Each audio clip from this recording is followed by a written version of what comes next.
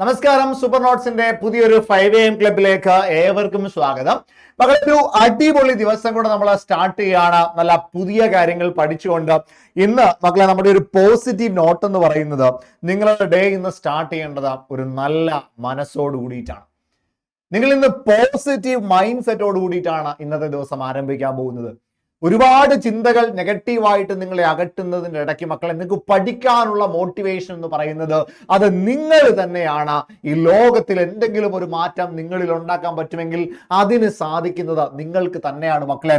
ഈ എക്സാം എനിക്ക് ക്രാക്ക് ചെയ്യാൻ പറ്റുമോ, എന്നെ കൊണ്ട് നേടാൻ പറ്റുമോ എന്നൊക്കെ ചിന്തിച്ചിരിക്കുകയാണെങ്കിൽ എനിക്ക് ഒരൊറ്റ കാര്യം മാത്രമേ പറയാനുള്ളൂ മക്കളെ, മനുഷ്യന്മാർ മാത്രമാണ് ഈ എക്സാം നേടിയിട്ടുള്ളത്. നിങ്ങളെ പോലെയുള്ള മനുഷ്യന്മാർ തന്നെയാണ് നിങ്ങളോട് കോമ്പീറ്റ് ചെയ്യുന്നത്. അവരെ തോൽപ്പിക്കാനായിട്ട് നിങ്ങൾക്ക് പറ്റും മക്കളെ, തീർച്ചയായിട്ടും പറ്റും. പക്ഷെ ആത്മാർത്ഥമായിട്ടുള്ള തയ്യാറെടുപ്പ് അതിനുവേണ്ടി നിങ്ങൾ നടത്തണം. ആ തയ്യാറെടുപ്പിനുള്ള ആദ്യ പടിയായിട്ട് ഇന്നത്തെ ദിവസം മക്കളെ നമുക്ക് കുറേ കാര്യങ്ങൾ പഠിക്കാനുണ്ട്, കുറേ കാര്യങ്ങൾ ചർച്ച ചെയ്യാനുണ്ട്. ഞാൻ പഠിപ്പിക്കുന്ന ഓരോ കാര്യങ്ങളും ആത്മാർത്ഥമായി ക്ലാസ് കേൾക്കുന്ന എല്ലാവരും എന്ത് ചെയ്യുക, അത് താഴെ കമന്റുകളായിട്ടൊക്കെ ഇടാനായിട്ട് ശ്രമിക്കുക. നിങ്ങളുടെ ആ പഠനത്തിന്റെ ആവേശം എനിക്ക് ആ കമന്റ് ബോക്സിൽ കാണാനായിട്ട് പറ്റണം. നമുക്ക് സ്റ്റാർട്ട് ചെയ്യാം. Start your day with a grateful heart and A positive mind set. നമുക്ക് ചില ചോദ്യങ്ങളെ ഒന്ന് പരിചയപ്പെടാം. ആദ്യം ഞാൻ ചില ചോദ്യങ്ങളെ ഒന്ന് പറഞ്ഞു തരാൻ പോവാണ്.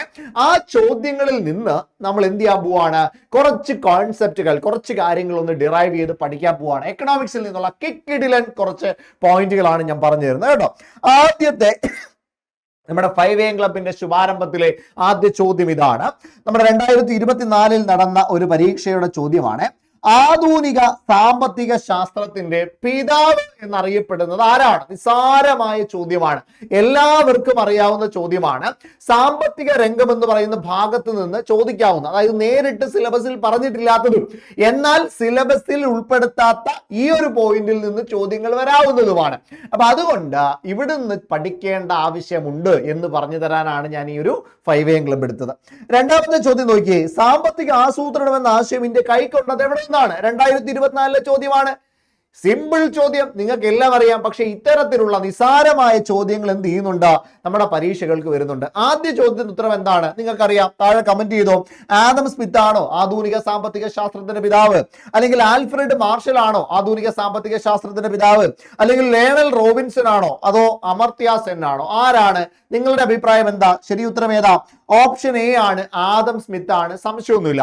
രണ്ടാമത്തെ ചോദ്യം, സാമ്പത്തിക ആസൂത്രണം എന്ന ആശയം ഇന്ത്യ കടം കൊണ്ടത് എവിടെ നിന്നാണ്? ഏത് രാജ്യത്ത് നിന്നാണ്? അത് ജർമ്മനി ആണോ, ബ്രിട്ടൻ ആണോ, സോവിയറ്റ് യൂണിയൻ ആണോ, ഫ്രാൻസ് ആണോ? ഒന്ന് ചിന്തിക്കാൻ ഒരു അവസരം തരാം. ചിന്തിക്കേണ്ട സമയമൊന്നും വേണ്ട, നിങ്ങൾക്ക് സുഖമായി ഉത്തരം കമന്റ് ചെയ്യാനായിട്ട് പറ്റും. അതിന്റെ ഉത്തരം സി ഓപ്ഷൻ ആണ്, സോവിയറ്റ് യൂണിയൻ ആണ്. നമുക്കിനി ചില കാര്യങ്ങൾ ഒന്ന് പഠിച്ചു പോകാം മക്കളെ. ആദ്യം സാമ്പത്തിക ശാസ്ത്രത്തിന്റെ പിതാവ് എന്നറിയപ്പെടുക, ആഗോളതലത്തിൽ സാമ്പത്തിക ശാസ്ത്രത്തിന്റെ പിതാവ് എന്നറിയപ്പെടുന്നത് ആരാണ് മക്കളെ? പഠിച്ചു പൊക്കോണേ, ഇപ്പൊ തന്നെ അങ്ങ് പഠിച്ച് ക്ലിയർ ആക്കി പൊക്കോണം. ഒരു സംശയവും ഇല്ലാത്ത രീതിയിൽ ഈ രാവിലെ സമയത്ത് ഞാൻ ഈ പറയുന്നത് മുഴുവനും എന്ത് ചെയ്തോണം, അങ്ങ് പഠിച്ചങ്ങ് മാറ്റിക്കോണം. സാമ്പത്തിക ശാസ്ത്രത്തിന്റെ പിതാവ് എന്നറിയപ്പെടുന്നത് ഒരൊറ്റയാളാണ് മക്കളെ, അത് ആഡം സ്മിത്ത് ആണ്. സംശയം ഒന്നും വേണ്ട, ആദം സ്മിത്തിനെയാണ് എന്നറിയപ്പെടുക ആധുനിക സാമ്പത്തിക ശാസ്ത്രത്തിന്റെ അല്ലെങ്കിൽ സാമ്പത്തിക ശാസ്ത്രത്തിന്റെ പിതാവ് എന്നറിയപ്പെടുക. അതുമാത്രമല്ല, ആദം സ്മിത്തിന് മറ്റൊരു വിശേഷണമുണ്ട്, ലെയ്സസ് ഫെയർ സിദ്ധാന്തത്തിന്റെ പിതാവും ആര് തന്നെയാണ്?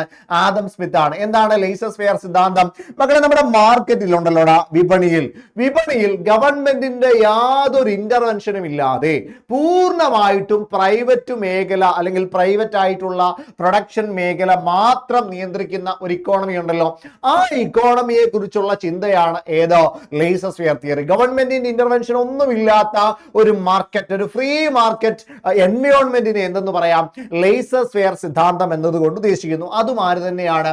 ആദം സ്മിത്ത് തന്നെയാണ്. കഴിഞ്ഞിട്ടില്ല, ആദം സ്മിത്ത് തന്റെ സാമ്പത്തിക ആശയങ്ങളൊക്കെ മുന്നോട്ട് വയ്ക്കുന്ന ഒരു പുസ്തകമുണ്ട്. ആ പുസ്തകത്തിന്റെ പേര് പഠിച്ചു വെച്ചോടാം. 1776 പഠിച്ചു വെച്ചോണേ. 1776 അദ്ദേഹം പുറത്തിറക്കിയ വെൽത്ത് ഓഫ് നേഷൻസ് എന്ന് നിങ്ങൾ കേട്ടിട്ടുണ്ടായിരിക്കും. വെൽത്ത് ഓഫ് നേഷൻസ് എല്ലാവരും കേൾക്കാൻ സാധ്യതയുള്ളതാണ്. പക്ഷെ അതിന്റെ പൂർണ്ണ രൂപം പഠിച്ചു വെച്ചോണേ. An enquiry into the nature and causes of wealth of nations എന്നാണ്. An enquiry into the nature and causes of wealth of nations എന്ന് പറയുന്ന പുസ്തകം 1776 രചിക്കപ്പെട്ട ഇതേ പുസ്തകത്തിൽ നിന്നാണ് സാമ്പത്തിക ആശയങ്ങൾ ഒക്കെ വന്നത്. അതിന്റെ ഭാഗമായിട്ടൊക്കെയാണ് എന്ത് വരിക, ഇനി സാമ്പത്തിക ശാസ്ത്രത്തിന്റെ പിതാവ് എന്നൊക്കെ ആദം സ്മിത്ത് അറിയപ്പെട്ടത്. ഇനി അദ്ദേഹത്തിന് തന്നെ മറ്റ് പുസ്തകങ്ങളാണ് the theory of moral sentiments 1759 രചിക്കപ്പെട്ട the theory of moral sentiments, അതേപോലെ തന്നെ ദ ഇൻവിസിബിൾ ഹാൻഡ് അദൃശ്യമായ കരം 1759. ഇത് ഇത്രയും ഈ 3 പുസ്തകങ്ങളും ആരുടെയാണ്?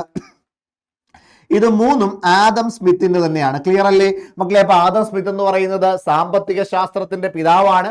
അതേപോലെ തന്നെ ലേസസ് ഫെയർ സിദ്ധാന്തം ആദം സ്മിത്തിന്റെയാണ്. An enquiry into the nature and causes of wealth of nations എന്ന് പറയുന്ന പുസ്തകം 1776 ആദം സ്മിത്ത് രചിച്ചതാണ്. The theory of moral sentiments എന്ന് പറയുന്ന പുസ്തകം 1759 അദ്ദേഹം രചിച്ചതാണ്. അതേ വർഷം തന്നെയാണ് ദ ഇൻവിസിബിൾ ഹാൻഡ് അല്ലെങ്കിൽ അദൃശ്യമായ കരം എന്ന് പറയുന്ന പുസ്തകം രചിക്കുന്നത്. ഇനി ഞാൻ പറയാൻ പോകുന്നത് മറ്റൊരു വ്യക്തിയെ കുറിച്ചിട്ടാണ്. ഇനിയും ആദം സ്മിത്തിന്റെ കാര്യങ്ങളൊന്നും ഇവിടെ കൊണ്ട് തീരുന്നില്ല, ഇനിയും പഠിക്കാനുണ്ട്. നമുക്കത് മുന്നോട്ട് വരുമ്പോൾ പഠിക്കാം. ഉദാഹരണമായിട്ട് മുതലാളിത്ത സമ്പദ് വ്യവസ്ഥയുടെ പിതാവ് ആര് എന്ന് ചോദിച്ചാൽ, മുതലാളിത്ത സമ്പദ് വ്യവസ്ഥയുടെ പിതാവ് ആരാണ്? താഴെ കമന്റ് ചെയ്യാമോ ആരാണ് മുതലാളിത്ത സമ്പദ് വ്യവസ്ഥയുടെ പിതാവ് എന്ന്. അതേപോലെ തന്നെ മിക്സ്ഡ് ഇക്കോണമി അല്ലെങ്കിൽ മിക്സഡ് സമ്പദ് വ്യവസ്ഥയുടെ പിതാവ് ആരാണ്? താഴെ കമന്റ് ചെയ്യാമോ? ഇതൊക്കെ നിങ്ങൾ താഴെ ഒന്ന് കമന്റ് ആയിട്ട് ഇടാനായിട്ട് ശ്രമിക്കുക. നമുക്ക് മുന്നോട്ട് വരുമ്പോൾ പഠിക്കുകയും ചെയ്യാം. ഇനി രണ്ടാമത്തെ ആളിലേക്ക് പോയാൽ പ്രിൻസിപ്പിൾസ് ഓഫ് ഇക്കണോമിക്സ് എന്ന് പറയുന്ന വളരെ പ്രസിദ്ധമായ ഒരു പുസ്തകം രചിച്ച വ്യക്തിയാണ്. 1890 അദ്ദേഹം ആ പുസ്തകം എഴുതുന്നത്. അദ്ദേഹത്തിന്റെ പേരാണ് ആൽഫ്രഡ് മാർഷൽ എന്ന് പറയുക. ആരാണ്? ആൽഫ്രഡ് മാർഷൽ എന്ന് പറയുക. പ്രിൻസിപ്പിൾസ് ഓഫ് ഇക്കണോമിക്സ് എന്ന് പറയുന്ന സാമ്പത്തിക ശാസ്ത്ര തത്വങ്ങൾ എന്ന് പറയുന്ന പുസ്തകം എഴുതിയ വ്യക്തിയാണ് ആൽഫ്രഡ് മാർഷൽ എന്ന് പറയുക. ഈ ആൽഫ്രഡ് മാർഷലാണ് ചോദന നിയമത്തിന്റെ പിതാവ്. ഏതിന്റെ പിതാവാണ്? ചോദന നിയമത്തിന്റെ പിതാവ് ആരാണ്? അത് ആൽഫ്രഡ് മാർഷലാണ്. ക്ലിയർ ആണോ? ആൽഫ്രഡ് മാർഷലാണ് ചോദന നിയമത്തിന്റെ പിതാവ് എന്നറിയപ്പെടുക.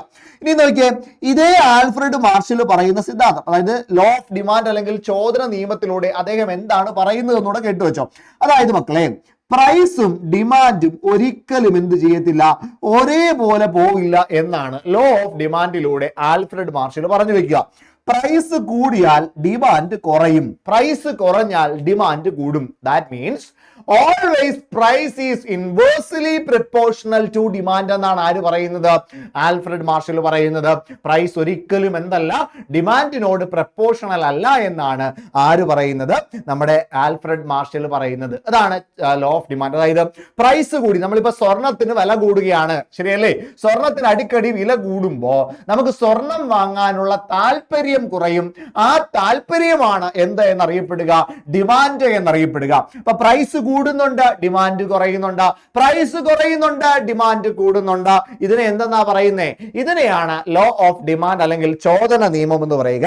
ഈ ചോദന നിയമം ആവിഷ്കരിച്ചത് പ്രിൻസിപ്പിൾസ് ഓഫ് ഇക്കണോമിക്സ് എന്ന് പറയുന്ന പുസ്തകം രചിച്ച ആൽഫ്രഡ് മാർഷൽ എന്ന് പറയുന്ന വ്യക്തിയാണ്. ഇനി അടുത്ത ചോദ്യം നോക്കിയേ. ഇതേ വ്യക്തിയാണ് സൂക്ഷ്മ സാമ്പത്തിക ശാസ്ത്രം അല്ലെങ്കിൽ മൈക്രോ ഇക്കണോമിക്സിന്റെ പിതാവ് എന്നറിയപ്പെടുക. ഇതേ വ്യക്തിയാണ് സൂക്ഷ്മ സാമ്പത്തിക ശാസ്ത്രത്തിന്റെ പിതാവ് അല്ലെങ്കിൽ മൈക്രോ എക്കണോമിക്സിന്റെ പിതാവ് എന്നറിയപ്പെടുക. അപ്പൊ മൈക്രോ എക്കണോമിക്സിന്റെ പിതാവ് ആരാണ്? അത് നമ്മുടെ സ്വന്തം ആൽഫ്രഡ് മാർഷൽ ആണ്. ആ മൈക്രോ എക്കണോമിക്സ് എന്താണെന്ന് കൂടി അപ്പൊ അറിയണ്ടേ മക്കളെ? മൈക്രോ ഇക്കണോമിക്സ് എന്നും മാക്രോ ഇക്കണോമിക്സ് എന്നും 2 സാമ്പത്തിക ശാസ്ത്ര ചിന്തകളാണ് പ്രധാനമായിട്ടും ഇക്കണോമിക്സിലുള്ളത്. ക്ലിയർ അല്ലേ? മൈക്രോ എക്കണോമിക്സ് എന്നും മാക്രോ എക്കണോമിക്സ് എന്നും. ഈ മൈക്രോ എക്കണോമിക്സിൽ പ്രധാനമായിട്ടും ഡീൽ ചെയ്യുന്നത് ഇൻഡിവിജ്വൽ യൂണിറ്റുകളെയാണ്. ക്ലിയർ ആണോ? ഇൻഡിവിജ്വൽ യൂണിറ്റുകളെയാണ് ആര് ഡീൽ ചെയ്യുന്നത്? മൈക്രോ എക്കണോമിക്സ് ഡീൽ ചെയ്യുക. അപ്പൊ ഇൻഡിവിജ്വൽ യൂണിറ്റുകൾ എന്ന് പറയുമ്പോൾ എന്താ? ഒന്നെങ്കിൽ പ്രൈസിനെ കുറിച്ച് മാത്രം പഠിക്കുക, അല്ലെങ്കിൽ ഡിമാൻഡിനെ കുറിച്ച് മാത്രം പഠിക്കാം, അല്ലെങ്കിൽ കസ്റ്റമറിനെ കുറിച്ച് മാത്രം പഠിക്കാം. ഇങ്ങനെ എക്കണോമിയിലെ ഓരോ ഇൻഡിവിജ്വൽ കോൺസെപ്റ്റുകളെ കുറിച്ചും പഠിക്കുന്ന ശാസ്ത്രശാഖയാണ് എന്ത് എന്നറിയപ്പെടുക? Microeconomics. അപ്പൊ മൈക്രോ എക്കണോമിക്സിൽ ഒരുപാട് പ്രശ്നങ്ങളുണ്ട്. ആ പ്രശ്നങ്ങൾ പരിഹരിച്ചുകൊണ്ടാണ് ഏത് വന്നത്? സ്ഥൂല സാമ്പത്തിക ശാസ്ത്രം അല്ലെങ്കിൽ മാക്രോ എക്കണോമിക്സ് വന്നത്. സ്ഥൂല സാമ്പത്തിക ശാസ്ത്രം അല്ലെങ്കിൽ മാക്രോ എക്കണോമിക്സ്. ഈ മാക്രോ എക്കണോമിക്സ് എന്ന് പറയുന്ന ആ ശാസ്ത്രശാഖയുടെ പിതാവ് എന്നറിയപ്പെടുന്ന ആരാന്നറിയാമോ? ജോൺ മെയ്നാർഡ് കെയ്ൻസ് എന്ന് പറയുന്ന വ്യക്തിയാണ്. ജോൺ മെയ്നാർഡ് കെയ്ൻസ് എന്ന് പറയുന്ന വ്യക്തിയാണ്.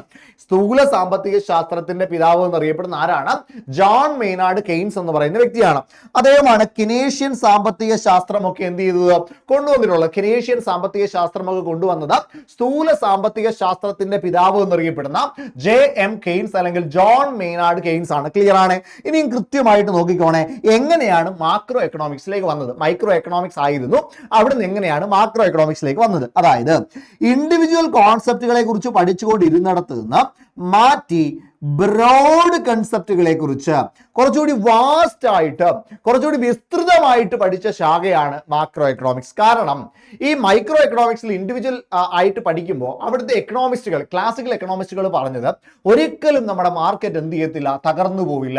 എന്തു പ്രശ്നം ഉണ്ടായാലും, സാമ്പത്തിക മാന്ദ്യം ഉണ്ടായാലും, ജലപ്രളയം ഉണ്ടായാലും, എന്ത് വലിയ പ്രശ്നം ഉണ്ടായാലും മാർക്കറ്റ് സ്റ്റേബിൾ ആയിട്ട് പോകും. എല്ലാവർക്കും കൃത്യമായിട്ട് ജോബ് സെക്യൂരിറ്റി ഉണ്ടായിരിക്കും. അതേപോലെ എല്ലാവർക്കും സസൂക്ഷ്മം നിരീക്ഷിച്ചു പോകാൻ കഴിയുന്ന, ജീവിച്ചു പോകാൻ കഴിയുന്ന സ്വത്തും ഉണ്ടായിരിക്കുമെന്ന് ആര് പറയുമായിരുന്നു? ക്ലാസിക്കൽ എക്കണോമിസ്റ്റിൽ പറയുമായിരുന്നു. എന്നാൽ 1929-30 കാലഘട്ടത്തിൽ ലോകം മുഴുവനും ഒരു വലിയ ഇക്കണോമിക് ക്രൈസിനെ നേരിട്ടു. ആഗോള മാന്ദ്യം, അല്ലെ? ഈ ആഗോള മാന്ദ്യത്തിന്റെ ഭാഗമായിട്ട് അന്നുവരെ വിശ്വസിച്ചിരുന്ന ക്ലാസിക്കൽ എക്കണോമിസ്റ്റുകളുടെ തിയറം മുഴുവനും തകർന്നു വീണു. അതെല്ലാം തെറ്റാണെന്ന് തെളിയിക്കപ്പെട്ടു. അങ്ങനെ ഒരു സിറ്റുവേഷൻ ഉണ്ടാവില്ല. എല്ലാവർക്കും എല്ലായ്പ്പോഴും ശമ്പളം ലഭിക്കുന്ന, സ്വത്ത് കൃത്യമായി സൂക്ഷിക്കാൻ കഴിയുന്ന, മാർക്കറ്റിൽ എപ്പോഴും പ്രൊഡക്ഷൻ നടക്കുന്ന ഒരു സിറ്റുവേഷൻ ഉണ്ടാവില്ല. ചില സമയങ്ങളിൽ ആഗോള മാന്ദ്യമോ ഇതെല്ലാം തകർന്നു വീഴുമെന്ന് പറയുകയാണ്. അപ്പോഴാണ് ഒരു വ്യക്തി വരുന്നത്, ജോൺ മെയ്നാർഡ് കെയ്ൻസ് എന്ന് പറയുന്ന വ്യക്തി വന്നിട്ട് പറഞ്ഞു, അദ്ദേഹം ഒരു പുസ്തകം എഴുതി, the general theory of employment, interest and money. 1936 ഈ പുസ്തകം രചിച്ചത്. The general theory of employment, interest and money എന്നാണ് പുസ്തകത്തിന്റെ പേര്. ഒന്നുകൂടെ പറയാം, the general theory of employment, interest and money എന്ന് പറയുന്ന പുസ്തകം 1936 രചിച്ചത്. ഈ പുസ്തകത്തിലൂടെ അദ്ദേഹം പറയുകയാണ്, നിങ്ങൾ ഇൻഡിവിജ്വലായി പഠിച്ചാൽ പോരാ, നിങ്ങൾ ഇൻഡിവിജ്വൽ കോൺസെപ്റ്റുകളെ കുറിച്ച് മനസ്സിലാക്കിയാൽ പോരാ, പകരം ബ്രോഡായി പഠിക്കണം. നിങ്ങൾ ഇൻഫ്ലേഷനെ കുറിച്ച് പഠിക്കണം, നിങ്ങൾ ബഡ്ജറ്റിനെ കുറിച്ച് പഠിക്കണം.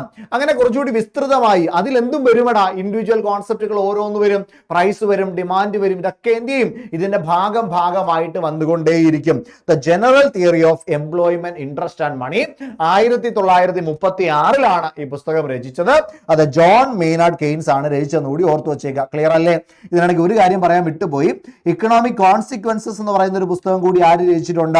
ഈ പറയുന്ന JN കെയ്ൻസ് രചിച്ചിട്ടുണ്ട്. എക്കണോമിക് കോൺസിക്വൻസസ് 1919 രചിച്ചത്. ക്ലിയർ അല്ലേ മക്കളെ? ക്ലിയർ അല്ലേ? അപ്പൊ ഇത്രയും കാര്യങ്ങൾ ഒരു ബേസ് ആയിട്ട് ഓർത്തു വെച്ചോടാ. എക്കണോമിക്സ് പഠിക്കുന്ന എല്ലാവരും അറിഞ്ഞിരിക്കേണ്ട ഒരു ബേസ് ആണ് ഞാൻ ഈ പറഞ്ഞത്. സാമ്പത്തിക ശാസ്ത്രത്തിന്റെ പിതാവ് ആദം സ്മിത്ത് ആണ്. ലേസസ് ഫെയർ സിദ്ധാന്തം സാമ്പത്തിക ശാസ്ത്രത്തിൽ വരുന്ന മറ്റൊരാശയമാണ്. അതിന്റെ പിതാവ് ആദം സ്മിത്ത് ആണ്. An enquiry into the nature and causes of wealth of nations 1776 Adam Smith രചിച്ച പുസ്തകത്തിന്റെ പേരാണ് the theory of moral sentiments. 1759 രചിച്ചതാണ്. ദ ഇൻവിസിബിൾ ഹാൻഡ് 1759 രചിച്ചതാണ്. Principles of economics 1890 Alfred Marshall രചിച്ചതാണ്. ചോദന നിയമത്തിന്റെ പിതാവ് ആൽഫ്രഡ് മാർഷൽ ആണ്. സൂക്ഷ്മ സാമ്പത്തിക ശാസ്ത്രത്തിന്റെ പിതാവ് ആൽഫ്രഡ് മാർഷൽ ആണ്. സ്ഥൂല സാമ്പത്തിക ശാസ്ത്രത്തിന്റെ പിതാവ് ജോൺ മെയ്നാർഡ് കെയ്ൻസ് ആണ്. കനേഷ്യൻ സാമ്പത്തിക ശാസ്ത്രം അദ്ദേഹത്തിൻ്റെതാണ്. ഇക്കണോമിക് കോൺസിക്വൻസസ് എന്ന് പറയുന്ന പുസ്തകം അദ്ദേഹത്തിൻ്റെതാണ്. The general theory of employment, interest and money എന്ന് പറയുന്ന പുസ്തകം രചിച്ചതും ആര് തന്നെയാണ്? അതും നമ്മുടെ സ്വന്തം ആര് തന്നെയാണ് മക്കളെ? ജോൺ മെയ്നാർഡ് കെയ്ൻസ് തന്നെയാണ്. അപ്പൊ എങ്ങനെയാണ് ഈ മാക്രോ എക്കണോമിക്സുകളൊക്കെ വന്നത് എന്ന് കൃത്യമായി നിങ്ങൾ മനസ്സിലാക്കി. ശരി, നമുക്ക് മുന്നോട്ട് പോകാം. മക്കളെ, മുതലാളിത്തത്തെ കുറിച്ച് കൃത്യമായി വിമർശനം നൽകിയ ഒരു വ്യക്തി ഉണ്ടായിരുന്നു. മുതലാളിത്തത്തെ നിശിതമായി വിമർശിച്ച, അതിനെ യാതൊരു തരത്തിലും അംഗീകരിക്കാത്ത ഒരു വ്യക്തി ഉണ്ടായിരുന്നു. അദ്ദേഹത്തിന്റെ പേരാണ് കാൾ മാർക്സ് എന്നറിയപ്പെടുക. കാൾ മാർക്സ് മറ്റൊരു സാമ്പത്തിക ശാസ്ത്ര ചിന്തകനാണ്. അദ്ദേഹത്തിന്റെ സാമ്പത്തിക ശാസ്ത്ര ചിന്ത വളരെ വ്യത്യസ്തമായിരുന്നു. കമ്മ്യൂണിസത്തിൽ അധിഷ്ഠിതമായ ഒരു സാമ്പത്തിക ശാസ്ത്ര ചിന്തയാണ് ആര് മുന്നോട്ട് വെച്ചത്? കാൾ മാർക്സ് മുന്നോട്ട് വെച്ചത്. അദ്ദേഹം മുതലാളിത്തത്തെ ശക്തമായി വിമർശിച്ചു. അദ്ദേഹം മുന്നോട്ട് വെച്ച സമ്പദ് വ്യവസ്ഥയാണ് സോഷ്യലിസ്റ്റ് സമ്പദ് വ്യവസ്ഥ. അപ്പൊ മുതലാളിത്ത സമ്പദ് വ്യവസ്ഥ ആരാ മുന്നോട്ട് വെച്ചേ? അത് ആദം സ്മിത്ത് ആണ്. ആദം സ്മിത്ത് ആണ് മുതലാളിത്ത സമ്പദ് വ്യവസ്ഥ ക്യാപിറ്റലിസ്റ്റിക് ഇക്കോണമി മുന്നോട്ട് വെച്ചത്. ആദം സ്മിത്ത് ആണ് മിക്സ്ഡ് ഇക്കോണമി മുന്നോട്ട് വെച്ചത്. ഇതിന് രണ്ടിലും ബദലായിട്ടുള്ള അല്ലെങ്കിൽ ഈ പറയുന്ന ക്യാപിറ്റൽ ഇക്കണോമിസ്റ്റുകൾക്ക് ശക്തമായി എതിർത്തുകൊണ്ടാണ് സോഷ്യലിസ്റ്റ് സമ്പദ് വ്യവസ്ഥ എന്ന് പറഞ്ഞുകൊണ്ട് രാഷ്ട്രീയം മുന്നോട്ട് വെച്ചത്. ഇതിൽ പ്രധാനമായിട്ടും തൊഴിലാളികൾക്കാണ് പ്രാധാന്യം. തൊഴിലാളിക്ക് പ്രാധാന്യം കൊടുക്കുന്ന, തൊഴിലാളികളെ പ്രാധാന്യത്തോടെ കാണുന്ന ഒരു സമ്പദ് വ്യവസ്ഥയാണ് ഏതെന്നറിയപ്പെടുക സോഷ്യലിസ്റ്റിക് സമ്പദ് വ്യവസ്ഥ എന്നറിയപ്പെടുക. ഇനി നോക്കിയേ, ദസ് ക്യാപിറ്റൽ എന്ന് പറയുന്ന പുസ്തകം ആരുടെയാണ്? 1867 രചിക്കപ്പെട്ട ദസ് ക്യാപിറ്റൽ എന്ന് പറയുന്ന പുസ്തകം ആരുടെയാണ്? അതും കാറൽ മാർക്സിന്റെയാണ്. സാമ്പത്തിക ശാസ്ത്ര ചിന്തകളൊക്കെ കൃത്യമായി എഴുതി വെച്ചിരിക്കുന്ന പുസ്തകമാണ് ഏത്? ദസ് ക്യാപിറ്റൽ എന്ന് പറയുന്നത്. ക്ലിയർ ആണോ? അപ്പം പഠിച്ചു വെക്കുക. കാറൽ മാർക്സ് ആണെങ്കിൽ മുതലാളിത്ത സമ്പദ് വ്യവസ്ഥയെ കുറിച്ചുള്ള പഠനം ആരാണ്? കാറൽ മാർക്സ് ആണ്. സോഷ്യലിസ്റ്റ് സമ്പദ് വ്യവസ്ഥയുടെ പിതാവ് എന്നറിയപ്പെടുന്നത് കാറൽ മാർക്സ് ആണ്. തൊഴിലാളികൾക്ക് പ്രാധാന്യം കൊടുത്തത് കാറൽ മാർക്സ് ആണ്. ദസ് ക്യാപിറ്റൽ 1867 രചിക്കപ്പെട്ട ദസ് ക്യാപിറ്റൽ എന്ന് പറയുന്ന പുസ്തകം കാറൽ മാർക്സിന്റേതാണ്. ഇനി നോക്കിയേ, തോമസ് ഗ്രഹാം എന്ന് പറയുന്ന ഒരു സാമ്പത്തിക ശാസ്ത്ര ചിന്തകൻ ബാഡ് മണി ഡ്രൈവ്സ് ഗുഡ് മണി ഔട്ട് എന്ന് പറയുന്ന ആശയം ആരുടേതെന്ന് അറിയാമോ? ബാഡ് മണി ഡ്രൈവ്സ് ഗുഡ് മണി ഔട്ട് എന്ന് പറയുന്നത് ആരുടെയാണ്? അത് തോമസ് ഗ്രഹാമിന്റെയാണ്. നല്ല പണം വരികയും നല്ല പണം എന്ത് ചെയ്യും? സൂക്ഷിക്കപ്പെടും. മോശം പണമാണ് പുറത്തേക്ക് പോവുക, സർക്കുലേറ്റ് ചെയ്യപ്പെടുക എന്ന് പറയുന്നു. അതിന് ആശയം ഇത്രയേ ഉള്ളൂ. അതായത് നമ്മളാണെങ്കിലും ചിലപ്പോൾ നമ്മുടെ ഒരു പന്ന നോട്ടും പഴയ നോട്ടും പുതിയ നോട്ടും ഉണ്ടെങ്കിൽ നമ്മൾ ഏറ്റവും കൂടുതൽ പുറത്ത് ചെലവഴിക്കാൻ ആഗ്രഹിക്കുന്ന പഴയ നോട്ടായിരിക്കും അല്ലേ? പുതിയ നോട്ട് നമ്മൾ ഹോൾഡ് ചെയ്യാനായിട്ടായിരിക്കും ആഗ്രഹിക്കാം. അത്തരത്തിൽ പഴയ നോട്ടിനെ മാർക്കറ്റിലേക്ക് ഇറക്കി വിടുകയും പുതിയ നോട്ടിനെ അവിടെ തന്നെ സൂക്ഷിക്കാനായിട്ട് ശ്രമിക്കുകയും ചെയ്യുന്ന ഒരു ആശയം അത് മുന്നോട്ട് വെച്ചത് ആരാണ്? തോമസ് ഗ്രഹാം എന്ന് പറയുന്ന വ്യക്തിയാണ്. ഇനി വളരെ ഇൻട്രസ്റ്റിംഗ് ആയിട്ടുള്ള വളരെ പ്രധാനപ്പെട്ട ഒരു കോൺസെപ്റ്റും കൂടി ഞാൻ പറഞ്ഞുതരാം. അതായത് നമ്മൾ പറഞ്ഞു മൈക്രോ ഇക്കണോമിക്സിന്റെ പിതാവ് ആരാണെന്നാ പറഞ്ഞേ? നിങ്ങൾ കമന്റ് ചെയ്തോ. മൈക്രോ എക്കണോമിക്സിന്റെ പിതാവ് ആരാണ് മക്കളെ? ആരാണ്? അത് ആൽഫ്രഡ് മാർഷൽ ആണ്. ഒരു സംശയമില്ലല്ലോ, ആൽഫ്രഡ് മാർഷൽ ആണ്. മാക്രോ എക്കണോമിക്സിന്റെ പിതാവ് ആരാണ്? മാക്രോ എക്കണോമിക്സിന്റെ പിതാവ് ആരാ? കമന്റ് ചെയ്തോ.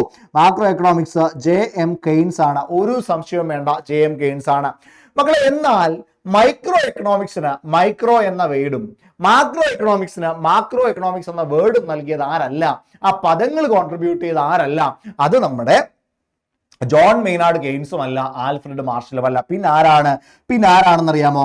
അത് റാഗ്നർ ഫ്രിഷ് ആണ്. റാഗ്നർ ഫ്രിഷ് എന്ന് പറയുന്ന വ്യക്തിയാണ് മൈക്രോ എക്കണോമിക്സിന് ആ പേരും മാക്രോ എക്കണോമിക്സിന് ആ പേരും നൽകുക. അപ്പം മൈക്രോ എക്കണോമിക്സ് മാക്രോ എക്കണോമിക്സ് എന്നീ പേരുകൾ എന്നീ പദങ്ങൾ കോയിൻ ചെയ്തത് ആര് എന്ന് ചോദിച്ചാൽ അത് റാഗ്നർ ഫ്രിഷ് ആണ്. കഴിഞ്ഞിട്ടില്ല. എക്കണോമിക്സിൽ മറ്റൊരു വിശേഷണം കൂടി ഇവർക്കുണ്ട്. റാഗ്നർ ഫ്രിഷ് എന്ന് പറയുന്ന വ്യക്തിക്കാണ് ആദ്യമായി 1969 ഇക്കണോമിക്സിൽ നൊബേൽ സമ്മാനം കിട്ടിയത്. അപ്പൊ അതുവരെ എക്കണോമിക്സിൽ നൊബേൽ സമ്മാനം ഇല്ലായിരുന്നോ? എടാ, നൊബേൽ സമ്മാനം കൊടുത്തു തുടങ്ങുന്നത് 1901 മുതലാണ്. ഓക്കെ, ഈ 1901 മുതലുള്ള എക്കണോമിക്സിൽ മുതലുള്ള നോബൽ സമ്മാനങ്ങളിൽ എന്തില്ല? എക്കണോമിക്സ് ഇല്ല. ഇന്ന് 6 വിഷയങ്ങളുണ്ടെങ്കിൽ അന്ന് 5 വിഷയങ്ങളിൽ മാത്രമാണ് കൊടുത്തിരുന്നത്. അതിൽ സാമ്പത്തിക ശാസ്ത്രം എന്ന് പറയുന്ന ഒരു ശാഖയ്ക്ക് എന്ത് കൊടുത്തിരുന്നില്ല? നൊബേൽ സമ്മാനം കൊടുത്തിരുന്നില്ല എന്നുള്ള കാര്യം കൃത്യമായിട്ട് എന്ത് ചെയ്യുക? മനസ്സിലാക്കി വെക്കുക. അപ്പൊ നൊബേൽ സമ്മാനം പിന്നീടാണ് എന്ത് ചെയ്തത്? കൊടുത്തു തുടങ്ങിയത്. 1968 സർവീസ് റിസ്ക് ബാങ്കിന്റെ നേതൃത്വത്തിൽ നൊബേൽ സമ്മാനം കൊടുക്കാമെന്ന് തീരുമാനിക്കുകയും 1969 മുതൽ നൊബേൽ സമ്മാനം കൊടുത്തു തുടങ്ങുകയുമാണ് ഉണ്ടായത്. ആദ്യമായിട്ട് നൊബേൽ സമ്മാനം സ്വീകരിച്ചത് ആരൊക്കെയാണെന്നറിയാമോ? 2 പേരാണ്. 1969 2 പേരാണ് നൊബേൽ സമ്മാനം നേടിയത്. അതിൽ ഒരാളുടെ പേരാണ് നമ്മൾ ഇപ്പോൾ പറഞ്ഞത്, റാഗ്നർ ഫ്രിഷ് ആണ്. രണ്ടാമത്തെ ആൾ ആരാണെന്ന് നിങ്ങൾക്ക് അറിയാമോ? രണ്ടാമത്തത് ടിം ബർജൻ എന്ന് പറയുന്ന വ്യക്തിയാണ്. ടിം ബർജൻ എന്ന് പറയുന്ന വ്യക്തിയാണ്. ഇവർക്ക് 2 പേർക്കുമാണ് ആദ്യമായിട്ട് എന്ത് കിട്ടുന്നത്? നൊബേൽ സമ്മാനം കിട്ടുന്നത്. ക്ലിയർ ആണ്? പക്കയാണ്? ഇന്ത്യയിൽ നിന്ന് 2 പേർക്ക് നൊബേൽ സമ്മാനം കിട്ടിയിട്ടുണ്ട്. എക്കണോമിക്സിൽ നൊബേൽ സമ്മാനം 2 പേർക്ക് കിട്ടിയിട്ടുണ്ട്. ഒന്ന് അമർത്യ സെൻ അല്ലേ, 2 അഭിജിത് വിനായക് ബാനർജി അല്ലേ. ഇവർക്ക് 2 പേർക്കുമാണ് എന്ത് കിട്ടിയിട്ടുള്ളത്? ഇന്ത്യയിൽ നിന്ന് നൊബേൽ സമ്മാനം കിട്ടിയിട്ടുള്ളത്. ക്ലിയർ ആണ് മക്കളെ? പക്കയല്ലട? സെറ്റ് അല്ലേ? അത്രയും പഠിച്ചു മാറ്റിയല്ലോ. ആദം സ്മിത്ത് ഇതാണ്. ആൽഫ്രഡ് മാർഷൽ നമ്മുടെ ചേട്ടൻ.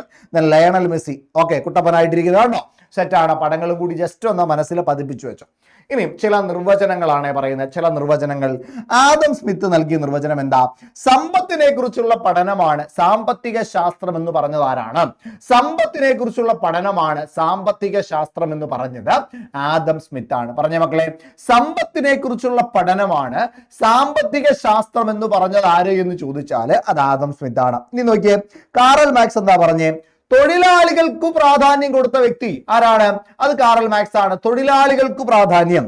ഇനി ആൽഫ്രഡ് മാർഷൽ നോക്കിയേ, സമ്പത്ത് ആത്യന്തികമായി മനുഷ്യക്ഷേമത്തിന് വേണ്ടിയിട്ടാണെന്ന് പറഞ്ഞത് ആരാണ്? സമ്പത്ത് ആത്യന്തികമായി മനുഷ്യക്ഷേമത്തിന് വേണ്ടിയിട്ടുള്ളതാണ് എന്ന് പറഞ്ഞത് ആൽഫ്രഡ് മാർഷൽ ആണ്. വെൽഫെയറിനെ കുറിച്ചുള്ള പഠനം ആൽഫ്രഡ് മാർഷൽ ആണ്. ലേണൽ റോബിൻസൺ അതിരില്ലാത്ത ആവശ്യങ്ങളും പരിമിതമായ വിഭവങ്ങളുമാണ് ഉള്ളത് എന്ന് പറഞ്ഞത് ആരാ? അത് ലേണൽ റോബിൻസനാ. അതിരില്ലാത്ത ആവശ്യങ്ങൾ നമുക്കുണ്ട്, പക്ഷേ വളരെ പരിമിതമായിട്ടുള്ള വിഭവങ്ങൾ മാത്രമേ ഉള്ളൂ എന്ന് അദ്ദേഹം പറഞ്ഞു. ഇനി പോൾ എ സാമുവൽസൺ എന്താ പറഞ്ഞേ?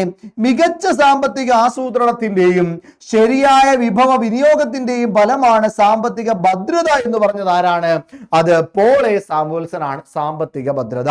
വളർച്ചയുടെ നിർവചനവും ആര് തന്നെ നൽകി? P A Samuelson. Paul A Samuelson നൽകി. ദൗർലഭ്യം അല്ലെങ്കിൽ സ്കേർസിറ്റി ആരാണ് നിർവചനം നൽകിയത്?